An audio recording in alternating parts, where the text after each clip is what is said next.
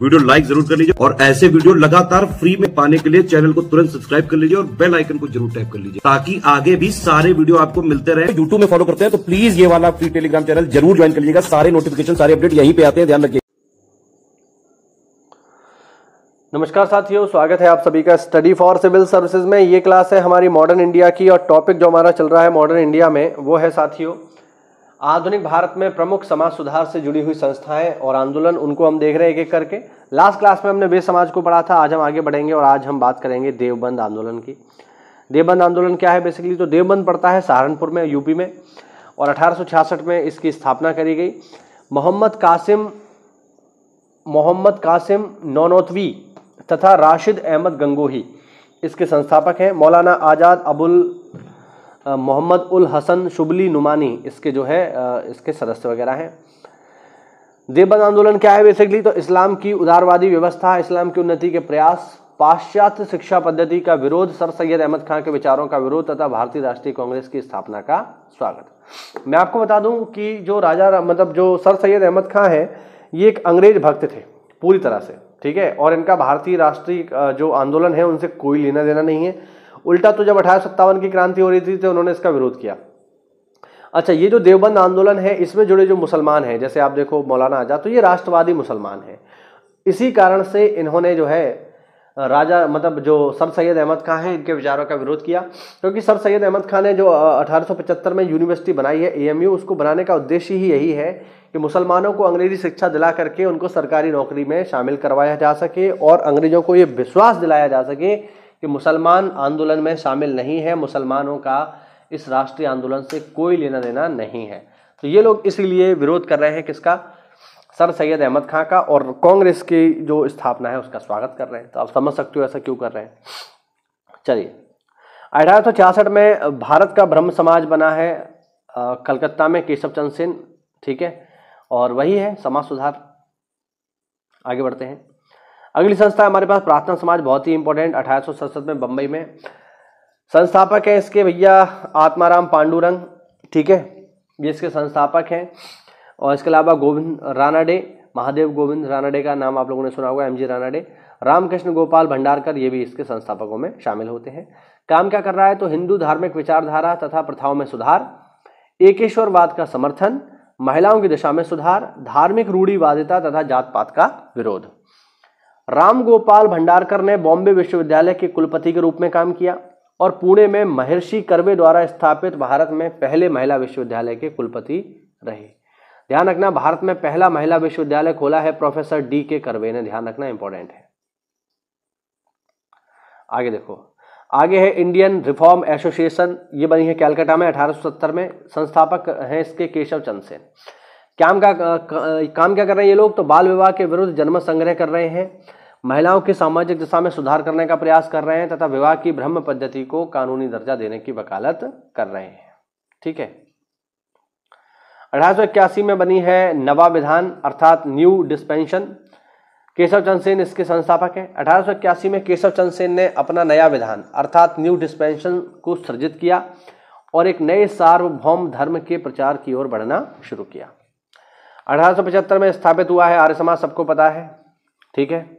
आर्य समाज की स्थापना हुई बंबई में और संस्थापक हैं इसके स्वामी जी यानी दयानंद सरस्वती, जिनका वास्तविक नाम है मूल शंकर, ध्यान रखना, ठीक है।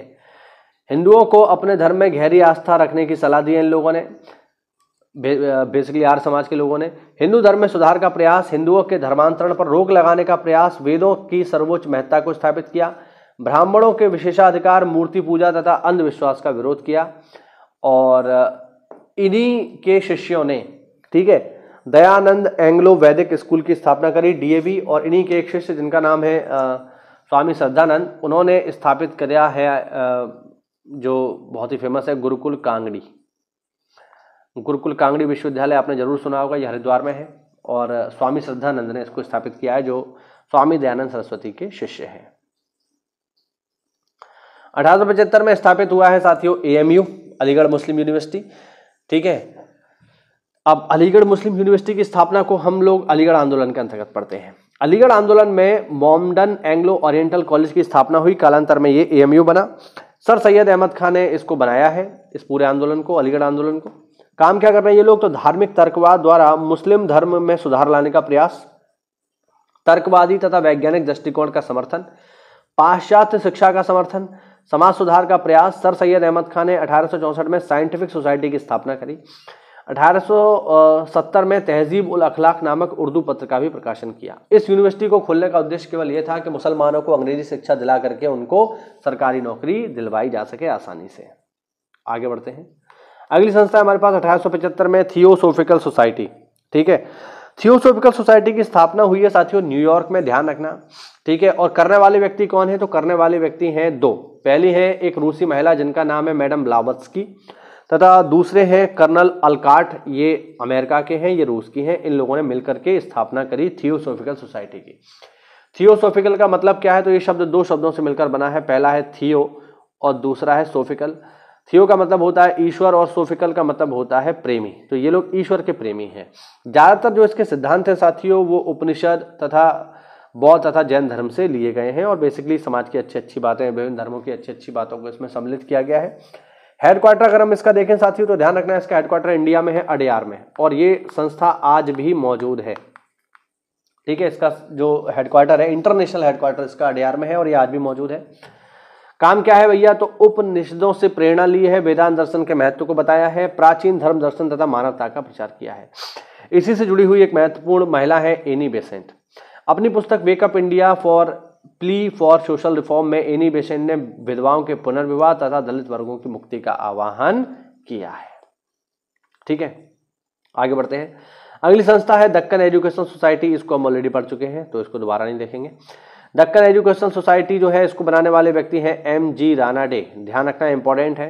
काम क्या कर रहे हैं? तो पश्चिम भारत में शिक्षा तथा संस्कृति को प्रोत्साहन दे रहे हैं। ठीक है, तथा 1885 में पूना में फर्ग्यूसन कॉलेज की स्थापना भी इसी सोसाइटी के द्वारा की गई। तो ये हुआ साथियों आज का हमारा छोटा सा वीडियो। एक वीडियो और ला करके इस पूरे टॉपिक को हम लोग खत्म करेंगे और मुझे पूरा विश्वास है कि मॉडर्न इंडिया में यहाँ से आपको एक आध सवाल जरूर मिलेगा पेपर में, चाहे आप तैयारी कर रहे हैं PCS की, BO की या फिर RO की। ठीक है, तो साथियों मिलते हैं अगली क्लास में। उससे पहले अगर आपने चैनल को सब्सक्राइब नहीं किया है तो चैनल को सब्सक्राइब करिए, और अगर आप तैयारी कर रहे हैं किसी भी एग्जाम की, चाहे PCS की, BO की या RO की, तो हमारे पेड ग्रुप प्रोग्राम से जुड़ने के लिए दिए गए नंबर्स पे कॉल करके आप हमसे जुड़ सकते हैं। तो मिलते हैं अगली क्लास में, तब तक के लिए जय हिंद, जय भारत, वंदे मातरम।